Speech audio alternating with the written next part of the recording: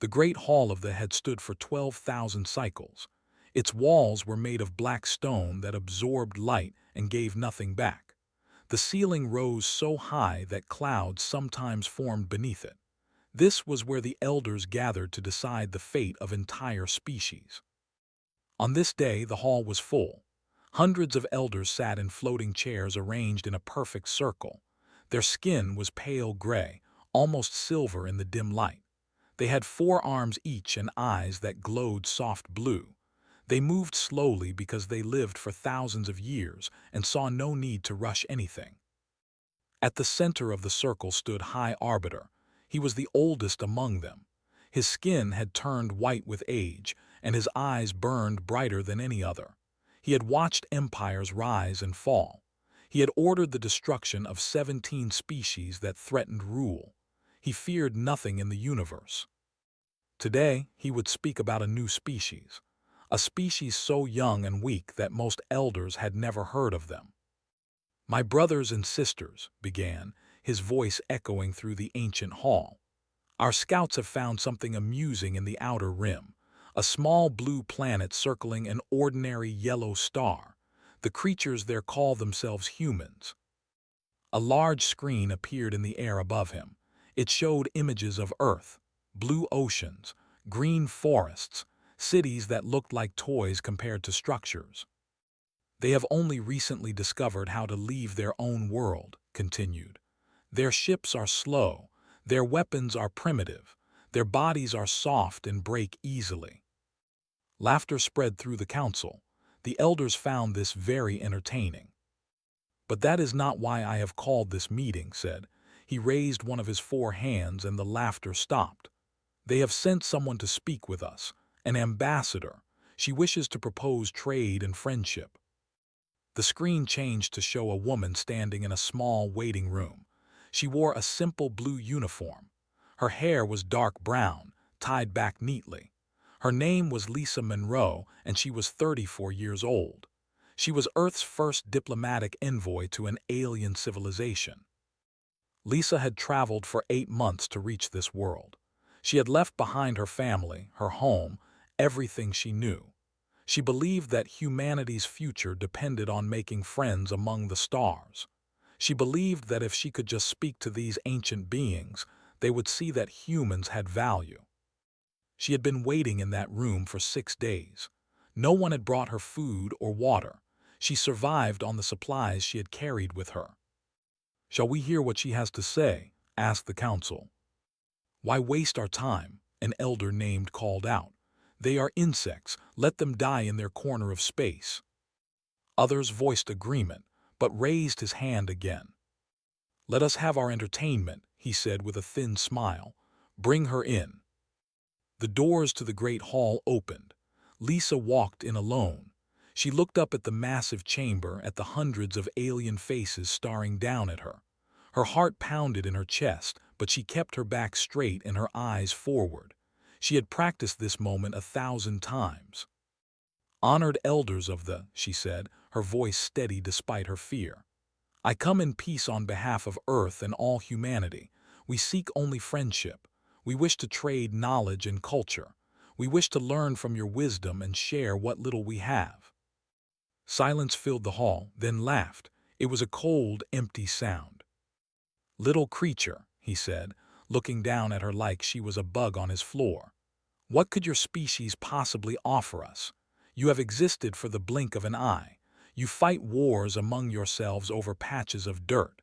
You destroy your own world with pollution and greed." Lisa felt her face grow hot, but she did not look away. "We are young, yes. We make mistakes, but we also dream, we hope. We never stop trying to be better." "Dreams," repeated as if the word tasted bad. "Hope. These are the words of children who do not understand how the universe works. The strong rule. The weak serve or die. This has been true for 1,000,000 cycles. It will be true for 1,000,000 more." He waved his hand, and 2 guards appeared beside Lisa. "Take her back to her ship.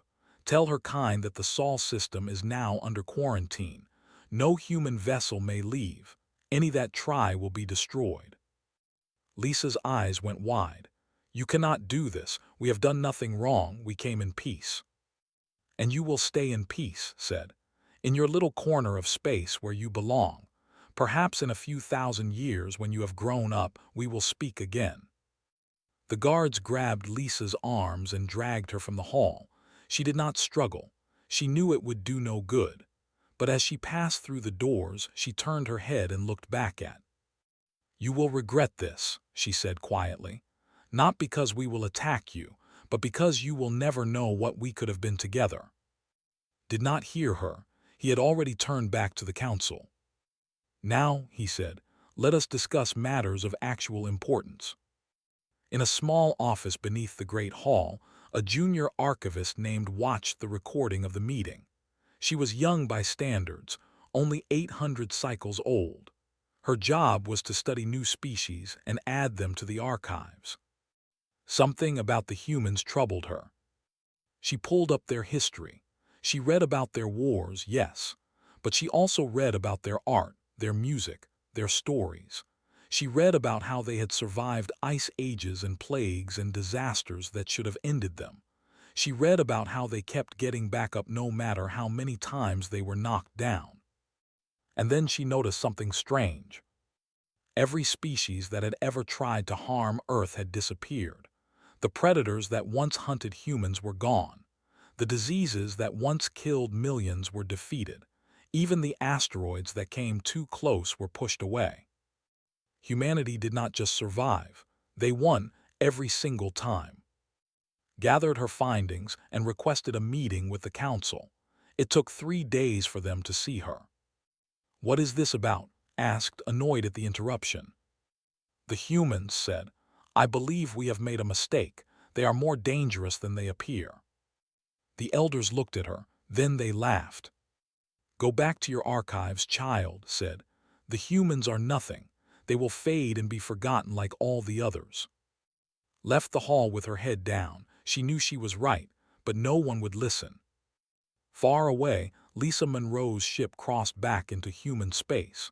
She carried with her a message of rejection and contempt. She did not know that this message would change everything.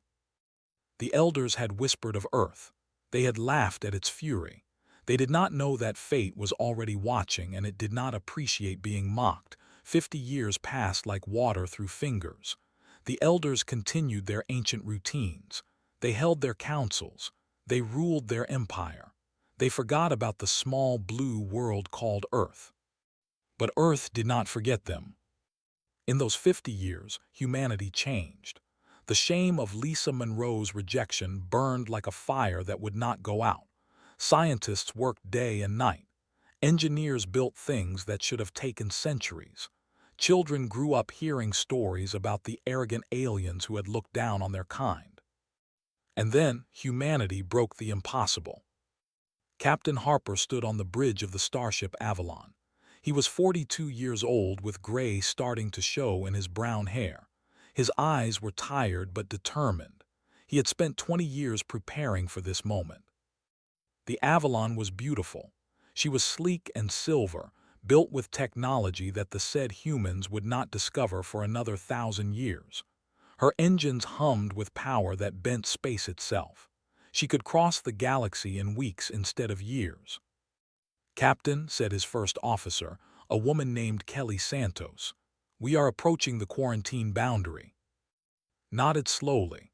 Behind them, through the great windows of the bridge, Earth was just a small dot of blue light. Ahead lay the unknown. Ahead lay the species that had caged humanity like animals. "All hands," said into the ship's communication system. "This is the captain. In a few minutes we will cross into space that has been forbidden to us for 50 years. We are not going as invaders. We are not going as conquerors. We are going as explorers, as dreamers, as humans." He paused and looked around at his crew, 200 men and women, scientists, engineers, doctors, soldiers, all of them volunteers, all of them knowing they might never come home. "Whatever happens next," continued, "remember why we are here. We are here because someone told us we could not. We are here because they laughed at us. We are here to show the universe that humanity will not be kept in a cage." The crew cheered. The sound filled the ship like thunder. "Take us through," ordered. The Avalon crossed the boundary. For a moment, nothing happened. The stars looked the same. The emptiness of space stretched out in all directions. Then the sensors screamed. "3 ships approaching," Kelly reported, her voice tight. "Warships, they are powering weapons." His jaw tightened. "Open a channel." The screen flickered, and a face appeared. It was with cold blue eyes and silver skin marked with battle scars. Admiral, grandson of the High Arbiter himself. "Human vessel," said, his voice dripping with contempt. "You have violated the quarantine. You will surrender immediately and prepare to be boarded." Stood tall. "Admiral, we mean no harm. We are simply exercising our right to explore the stars. We ask only for peaceful passage." Laughed. It was the same cold laugh his grandfather had used 50 years ago. "You have no rights," he said. "You are vermin. You were warned what would happen if you left your cage. Now you will learn the cost of disobedience." The screen went dark.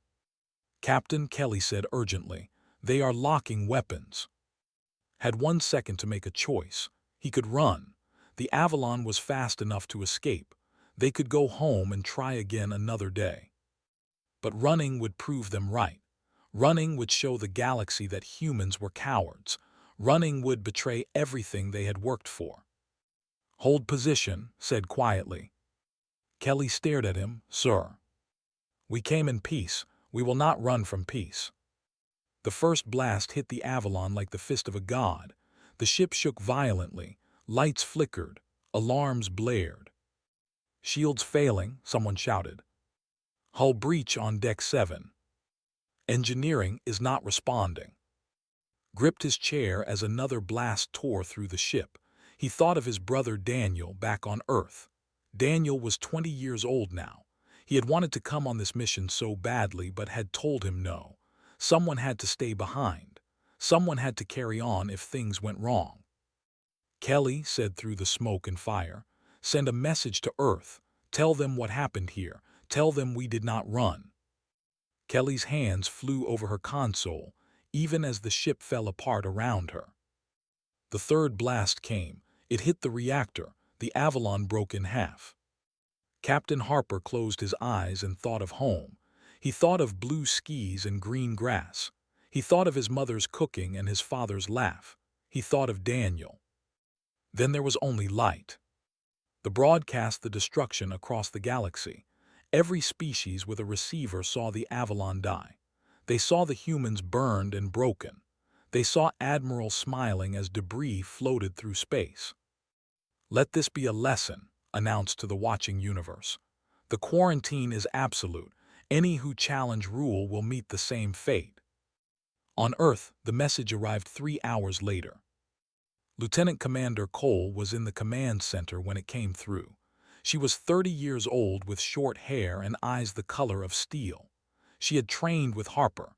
She had helped design the Avalon. She watched the recording in silence. Around her, others began to cry. Some screamed. Some fell to their knees. Did none of these things. She stood perfectly still as something cold and hard formed in her chest. It was not grief. It was not fear. It was fury. In a small apartment across the city, Daniel Harper watched the same recording. He saw his brother's ship torn apart. He saw the smiling face of the alien who had killed him. Daniel was 20 years old. He had his brother's brown hair and his mother's gentle eyes. But in that moment, those gentle eyes turned to stone. He walked to the nearest recruitment center. There was already a line stretching around the block. Thousands of people, all of them with the same cold look on their faces. Within 72 hours, Earth's governments united for the first time in history. Every factory switched to military production. Every shipyard began building. Every scientist turned their mind toward one goal. They had wanted humanity to learn a lesson. They had succeeded beyond their wildest dreams. But the lesson humanity learned was not the one they intended. far away in her small archive office, watched the broadcast with growing horror. She remembered her warning to the council 50 years ago. She remembered how they had laughed. She pulled up humanity's file again. She looked at their history of survival, their history of defiance, their history of winning against impossible odds. And for the first time in her 850 years of life, felt something she had never felt before. Fear. 5 years of silence followed the destruction of the Avalon. No human ships crossed the quarantine line. No messages came from Earth. No threats. No demands. Nothing. The celebrated Admiral received medals and honors. High Arbiter gave speeches about the wisdom of crushing primitive species before they could become threats. Other alien races watched and learned that challenging the Empire meant death.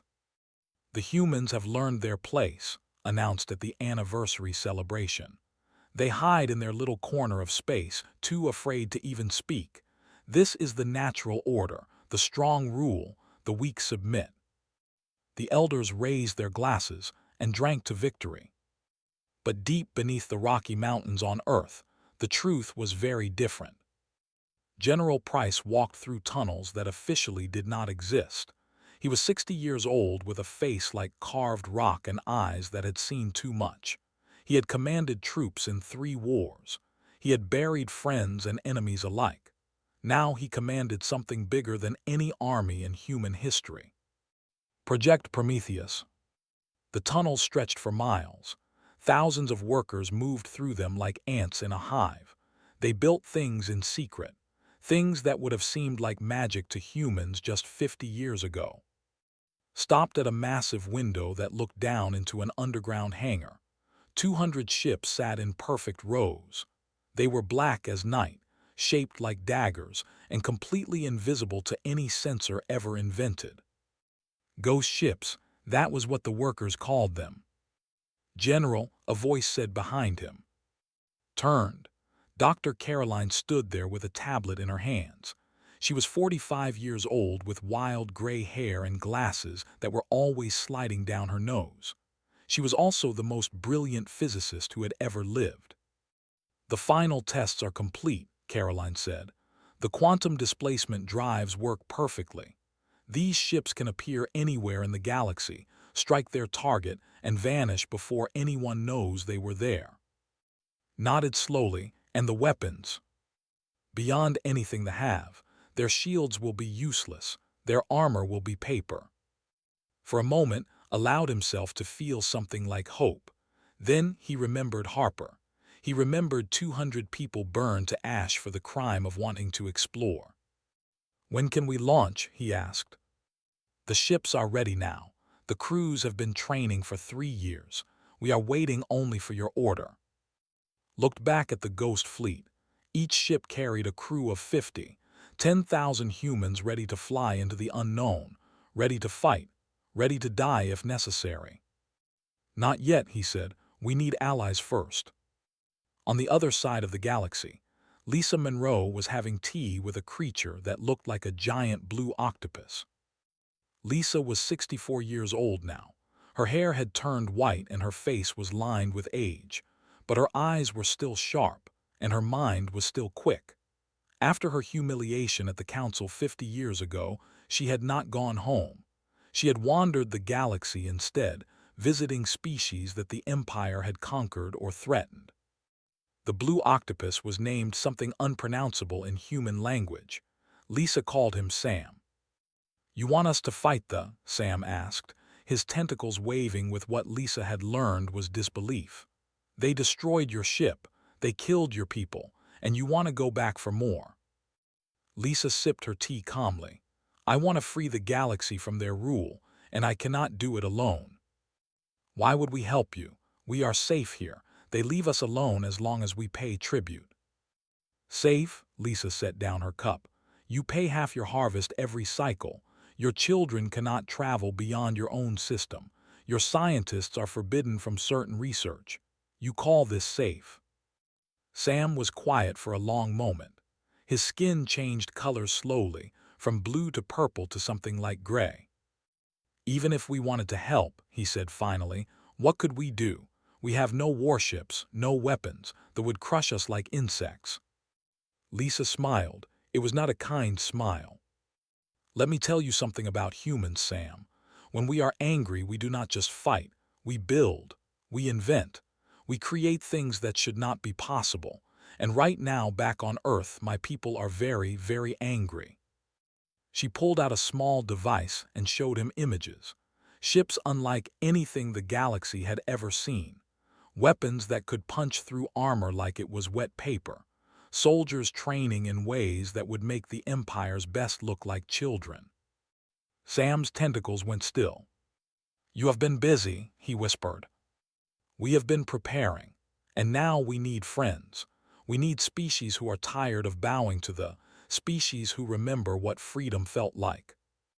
Lisa stood and walked to the window. Outside, the alien sky was filled with 3 moons and 1 billion stars. When we come, she said, and we will not come as conquerors. We will not enslave or destroy. We will come as liberators. We will break the chains and ask nothing in return except friendship. Why? Sam asked. Why would you do this for species you have never met? Lisa turned to face him. Because 50 years ago I stood before the council and asked for peace. They laughed at me. They called me vermin. They locked my people in a cage and thought we would rot there forever. Her eyes hardened. They were wrong, and soon they will understand just how wrong they were. Over the next 2 years, Lisa traveled to 17 worlds. She spoke to species that had not known hope for centuries. She showed them what humanity had built. She promised them freedom. One by one, they agreed to join. Back on Earth, Daniel Harper was 25 years old now. He had risen through the ranks faster than anyone in history. His determination was legendary. His hatred for them was even more so. General Price called him into his office on a cold winter morning. "We are ready," said simply. "The fleet launches in 1 week. I want you to command the lead ship." Daniel stood at attention. The Revenant. Yes, you will be the tip of the spear, the first human to strike back. For a moment, Daniel's stone face cracked. He thought of his brother. He thought of the promise he had made at its memorial. He thought of 5 years of training, building, waiting. "Thank you, sir," he said, his voice thick. Put a hand on the young man's shoulder. "Make them remember, son. Make them remember what happens when you cage a species that refuses to be caged." The great silence was about to end, and when it did, the galaxy would never be the same. The attack came without warning. Admiral was sleeping in his quarters on the border station when the alarm started screaming. He jumped out of bed and ran to the command center, still pulling on his uniform. "Report," he demanded. The officer on duty was pale with fear. "Sir, the outer defense platforms are gone, all 12 of them, destroyed in the last 30 seconds. "Impossible. Our sensors would have detected any approaching fleet." "There was no fleet, sir. Nothing on sensors. The platform simply exploded." Before could respond, the station shook violently. Through the windows, he saw bright flashes of light. His ships, the finest warships in the fleet, were dying one by one. And then he saw them. Ships appeared out of nowhere. Black daggers that flickered in and out of existence like ghosts. They struck with weapons that cut through shields like they were not even there. They moved faster than anything had ever seen. "Human ships," someone whispered. His blood went cold. On the bridge of the Revenant, Daniel Harper watched the battle with cold satisfaction. His crew worked in perfect silence, each person knowing exactly what to do. They had trained for this moment for 5 years. "Target the command center," Daniel ordered. "Disable only. I want the Admiral alive." "Yes, sir." The Revenant flickered, disappeared, and reappeared directly above the station. A single precise shot knocked out the power systems. The great border station went dark. Across the frontier, similar scenes played out. 20 military bases fell in a single night. Not one human ship was scratched. But the humans did something strange, something they did not expect. They did not kill. Colonel Grant led the ground assault on the largest base. She was 38 years old with short red hair and a scar across her left cheek from a training accident. She had been a soldier for 20 years, but she had never fought a war like this one. Her troops moved through the corridors with deadly precision.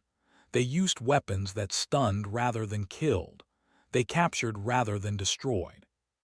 A young soldier stumbled out of a doorway, firing wildly, dodged the blast and knocked him down with a single strike.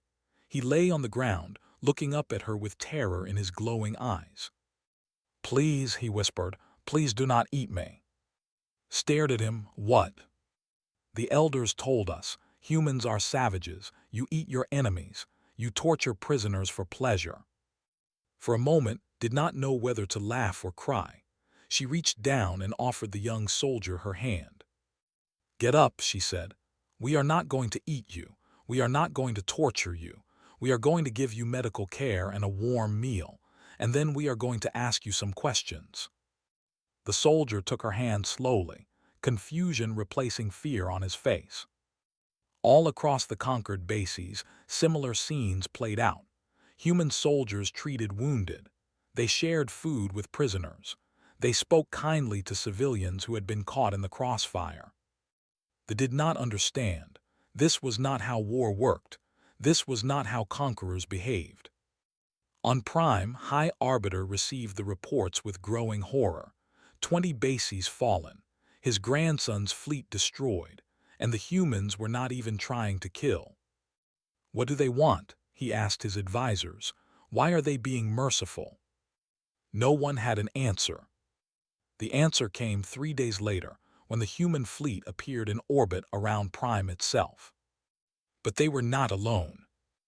Behind the ghost ships flew hundreds of other vessels, ships from the Blue Octopus people that Lisa Monroe had befriended, ships from the unnamed ones, 17 species that had lived under rule for centuries, 17 species that had found hope again.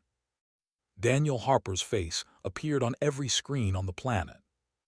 "People of Prime," he said, his voice calm and steady, "we are not here to destroy you. We are not here for revenge. We are here to end your empire's rule over the galaxy. Your military will be dismantled. Your elders will face justice. But your civilians will not be harmed. Your world will not be burned." He paused and looked directly into the camera. 55 years ago, your leaders called us vermin. They laughed at us. They killed 200 of our people for the crime of wanting to be free. My brother was one of them. His voice hardened. "We could burn this world to ash. We could kill every in the galaxy and call it justice. Many of my people want exactly that." He leaned forward. "But we are not going to do that, because we are not like you. We do not measure our worth by how many species we can crush. We measure it by how many we can lift up." The screen went dark. The assault on the Capitol was surgical. Human forces struck military targets with perfect precision. Admiral was captured trying to flee on a private shuttle. The council chambers were surrounded and secured. Grant led her team into the great obsidian hall where Lisa Monroe had been humiliated so long ago. The elders sat in their floating chairs, too proud to run but too afraid to fight. High Arbiter sat at the center, his ancient face twisted with rage and disbelief. "How?" he demanded. "How did you do this? You are primitive, you are nothing." Walked up to him and looked him in the eyes. "That is the problem with your kind," she said. "You see a species building rockets and think they are primitive. You see them fighting among themselves and think they are weak. You never bothered to look deeper." She gestured at her soldiers, humans and allies standing together. "We are dreamers. We are survivors. We never give up, never surrender, never accept that something is impossible. You locked us in a cage and we invented technology you said would take us 1,000 years. You killed our people, and instead of breaking us, you united us." She leaned close to the ancient alien. "You wanted to teach us a lesson. Congratulations. You taught us exactly what we are capable of when we have something to fight for. Daniel Harper entered the hall. He walked slowly across the black stone floor until he stood before Admiral, who was being held by two soldiers. The Admiral looked at Daniel with hatred. Go ahead, kill me, take your revenge. Daniel reached into his pocket and pulled out a small device. He pressed a button and images appeared in the air. 200 faces, the crew of the Avalon, men and women smiling, laughing, living. These are the people you killed, Daniel said quietly. My brother is the one in the center. His name was, he liked bad jokes and good music. He never met a stranger, only friends he had not made yet. He scrolled through the faces one by one. Kelly Santos. She was going to get married when she got home. Tom. He had two daughters who still ask when Daddy is coming back. Maria. She was 22 years old. It was her first mission. Daniel's voice never rose. His face never changed. But his eyes burned with something that made look away. You will learn every name, every face, every story. You will spend the rest of your life teaching young about the people your empire has wronged. You will not be allowed to forget, ever. Stared at him. That is my punishment, to remember. You wanted death, you expected death. Death would be easy. Daniel leaned close. This will be hard, and that is exactly why we are choosing it. The Admiral had no response. For the first time in his life, he understood that there were worse things than dying. The fury of Earth had arrived, but it was not the fury they had expected. It was something far more terrible. It was mercy they did not deserve, and it would haunt them forever. 10 years passed since the fall of the Empire. The galaxy changed in ways that no one could have imagined. The old borders disappeared. The tribute systems ended. Species that had been enemies for centuries learned to trade and talk and even laugh together. At the center of it all stood the Galactic Federation, a union of equals built on principles that would have seemed impossible just a generation ago. No species ruled over another. No one was called primitive or vermin. Every voice mattered. And at the head of the Federation sat Lisa Monroe, now 84 years old but still sharp as a blade. She stood at the window of her office on the new capital station, watching ships from 100 different worlds pass by. Human vessels flew alongside cruisers and transports. Children of different species played together on the observation deck below. This was what she had dreamed of 60 years ago, when she had first traveled to the stars asking for peace. A soft chime announced a visitor. Lisa turned to see enter the room. The young archivist had changed much since the old days. She was no longer young by any standard, over 900 cycles old now. She had become the Federation's chief historian, dedicated to recording the truth of what had happened and why. Secretary General said with a small bow, I have finished my book. Lisa smiled and gestured to a chair. I told you to call me Lisa. Sit, please, tell me about it.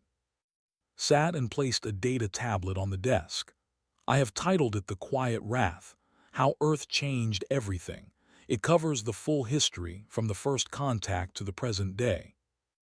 The Quiet Wrath, Lisa repeated. I like that. It seemed appropriate. Your people's anger was not loud or wild.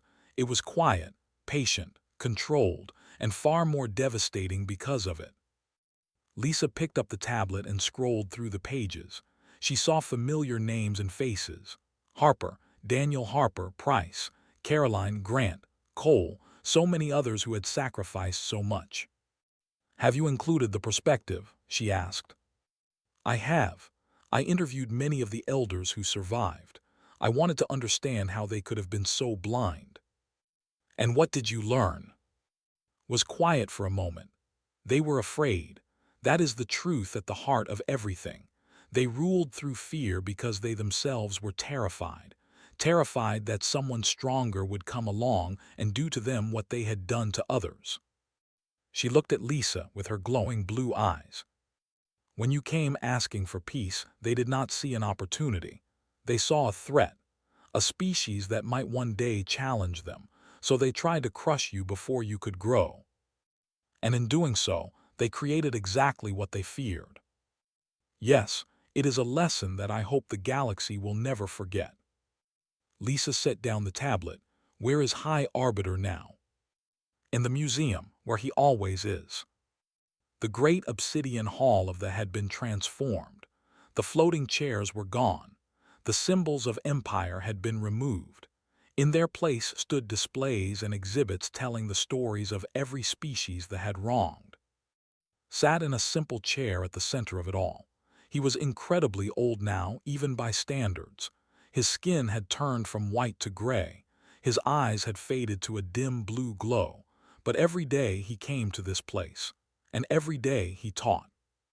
A group of young gathered around him, their eyes wide with attention. They were a peaceful species, said, his voice weak but clear. They wanted only to tend their gardens and sing their songs. We conquered them because we wanted their world for mining. We took everything from them and called it progress. He pointed to a display showing images of the beautiful blue-skinned beings with voices like music. Remember their faces, remember their names, remember what we did to them, and swear that you will never allow such things to happen again. The young ones nodded solemnly. They had heard these stories many times, but they listened anyway because the old one's pain was real and his regret was deep. A human woman entered the hall and watched from the shadows. Grant was 48 now, with more gray in her red hair and deeper lines around her eyes. She had stayed on Prime as a Federation ambassador, helping to rebuild what the Empire had destroyed. She watched Teach and felt something she had not expected. Pity. The old alien had been a tyrant. He had ordered the deaths of millions. He had laughed at suffering and called it wisdom. But now he was just a broken creature trying to make amends for sins that could never truly be forgiven. Was that justice? Was not sure, but it was something. Far away, in orbit around a quiet moon, a memorial station floated among the stars. It was shaped like a great silver ring, covered with the names of every human who had died in the war for freedom. At its center stood a statue of the Avalon, frozen forever in the moment before its destruction. Admiral Daniel Harper stood before his brother's name. He was 35 now, with the same brown hair and the same gentle eyes, but there was peace in those eyes now, peace that had taken a long time to find. "We did it," he said quietly. "We showed them what humanity could be, not conquerors, not destroyers, just people who refused to give up." He reached out and touched the cold metal of his brother's name. "I wish you could have seen it. The galaxy is different now. Better. Kids from a dozen different species play together without fear. Scientists from worlds that used to be enemies work together on projects that will change everything." Daniel smiled, though his eyes were wet. "You would have loved it. You always believed the best in everyone, even after what they did." He stepped back and looked up at the statue of the Avalon. "I am not angry anymore. I thought I would be angry forever, but I am not. I am just grateful, grateful that you were my brother, grateful that your sacrifice meant something." He gave a small salute and turned to leave. Back on the Capitol station, Lisa Monroe finished her meeting with and walked slowly to the observation deck. Her bones ached and her heart was tired, but she wanted to see the stars one more time before she slept. A young human girl, no more than 10 years old, ran up to her. "Are you really Lisa Monroe?" the girl asked, eyes wide with wonder. Lisa smiled. "I am. You are in my history book. You are the one who started everything." "I did not start anything. I just asked a question. It was everyone else who provided the answer." The girl thought about this for a moment. What was the question?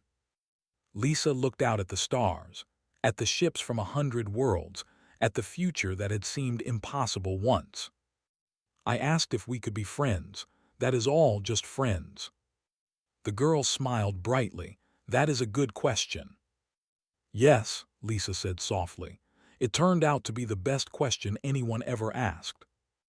The elders had whispered of Earth's fury. They had mocked fate itself. And in the end, silence claimed them, not the silence of death, but the silence of irrelevance.